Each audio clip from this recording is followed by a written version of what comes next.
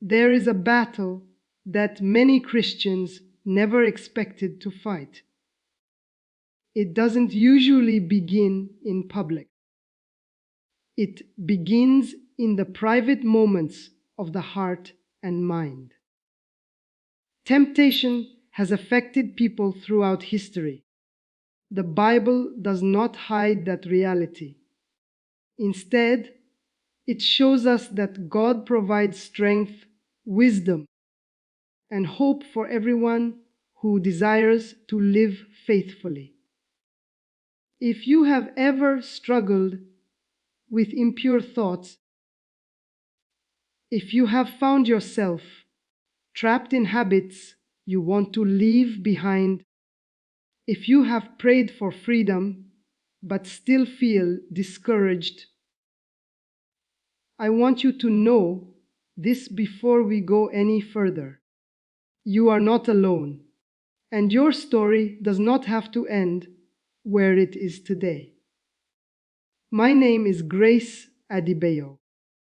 Before I came to know Jesus Christ, I searched for purpose in places that left me empty. I believed I could satisfy the deepest needs of my heart through worldly desires, but every path I chose only led to more guilt, more disappointment, and less peace.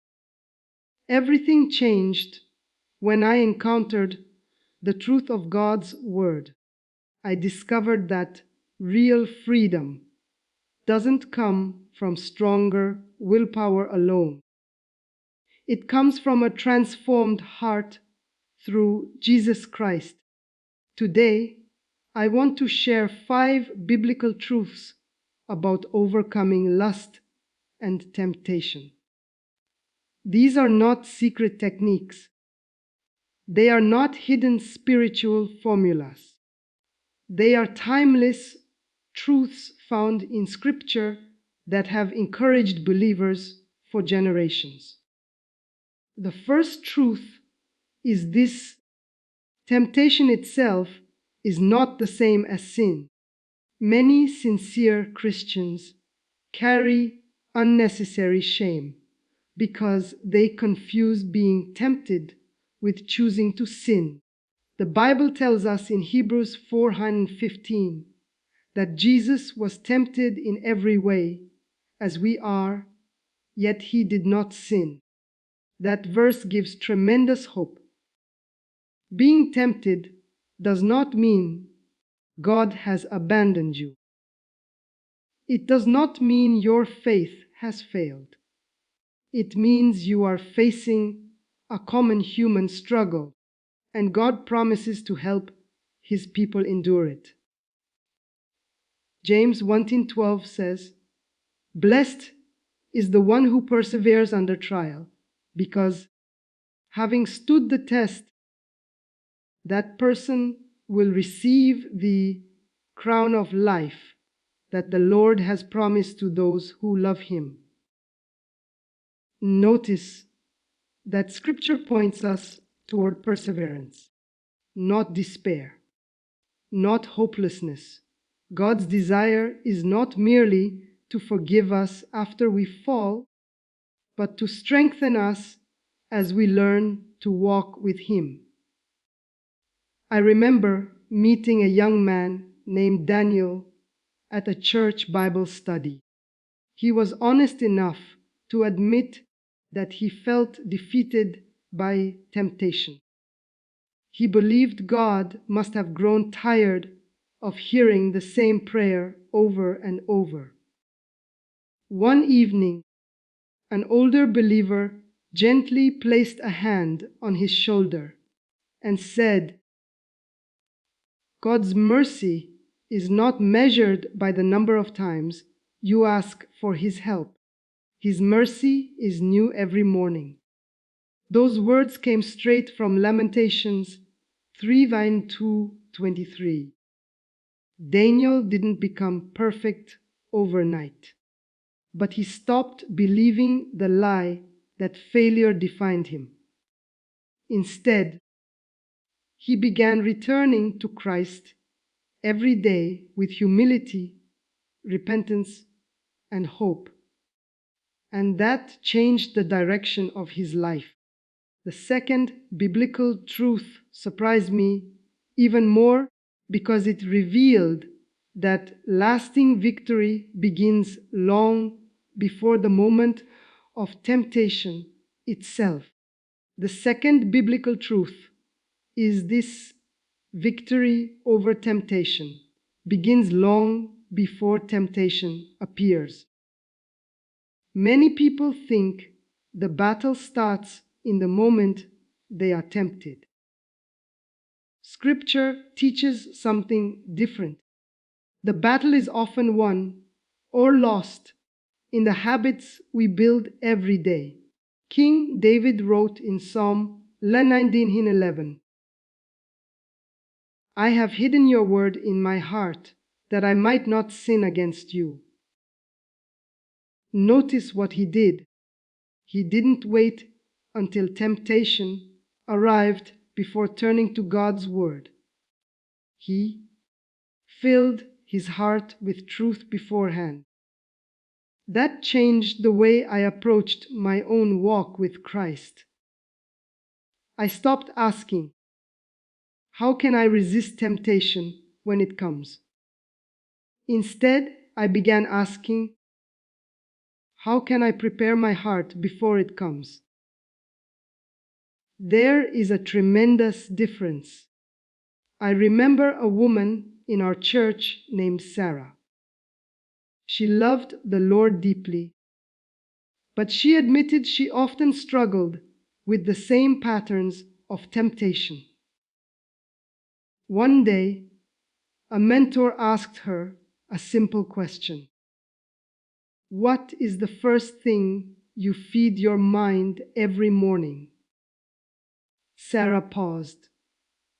She realized that before she opened her Bible, she usually spent 30 or 40 minutes scrolling through social media and news.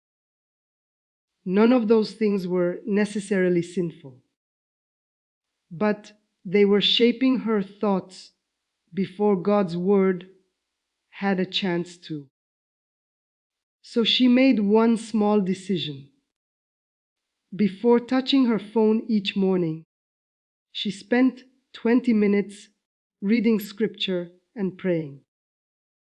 At first it felt difficult, but within a few weeks she noticed something changing. Her mind became calmer. Her reactions became slower. She found herself remembering Bible verses throughout the day when she faced temptation, not because she had extraordinary self-control, but because God's truth was beginning to renew her mind. That reminds me of Romans 12:2. "Do not be conformed to this world, but be transformed by the renewing of your mind." Transformation begins in the mind. As we consistently fill our thoughts with God's truth, our desires begin to change. This doesn't happen overnight, but day by day, prayer by prayer, verse by verse, God shapes our hearts to become more like Christ. Now let me share the third biblical truth. This one challenged me more than any other, because I discovered that freedom is not only about saying no to temptation. It is also about saying yes to something far greater. Jesus didn't simply call people away from sin. He called them into abundant life. When our hearts become captivated by Christ, many of the things that once controlled us begin to lose their power. As Galatians 5:16 says, "Walk by the Spirit, and you will not gratify the desires of the flesh. Notice the order. Paul doesn't begin by saying, "Fight harder." He says, "Walk by the Spirit." The Christian life is not merely about resisting darkness. It is about walking daily in the light of Christ. That truth completely changed the way I understood spiritual growth. And the next biblical truth explains why so many believers find lasting freedom when they stop fighting alone and begin walking alongside other faithful Christians. The third biblical truth is this: lasting victory grows best in Christian community. One of the greatest mistakes many believers make is believing they have to fight every spiritual battle alone. But that is not how God designed the Christian life. Ecclesiastes 4:9-10 says, "Two are better than one. If either of them falls down, one can help the other up." Notice the beauty of that promise. God never intended His children to carry every burden by themselves. There was a young husband in our church named Michael. He loved the Lord, attended church faithfully, and genuinely desired to honor God. Yet he carried a private struggle that he was too ashamed to tell anyone about. For years, he believed that if other Christians discovered his weakness, they would reject him. So he suffered in silence. The silence became heavier than the struggle itself. Finally, during a men's Bible study, the pastor spoke from James 5060. "Therefore confess your sins to one another and pray for one another that you may be healed." Michael later admitted that verse frightened him, not because he doubted God's forgiveness, but because he feared people's opinions. After much prayer, he chose to speak with one mature Christian leader whom he trusted. He expected condemnation. Instead, he found compassion. That leader listened carefully. He prayed with him. He encouraged him to remain rooted in Scripture. He reminded him that God's grace is greater than our failures. From that day forward, Michael was no longer fighting alone. He had accountability. He had encouragement. He had brothers in Christ who prayed for him instead of judging him. His journey wasn't instant. There were victories. There were setbacks.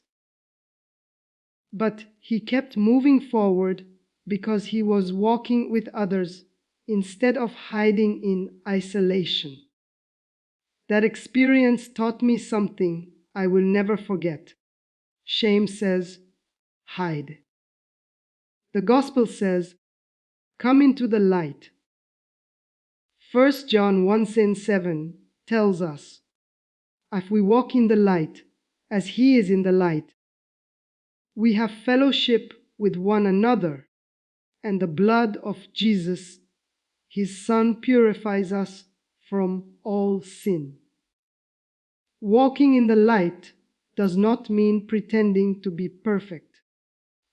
It means living honestly before God and allowing His grace to transform us. Now, let me share the fourth biblical truth. This one changed the way I view temptation forever.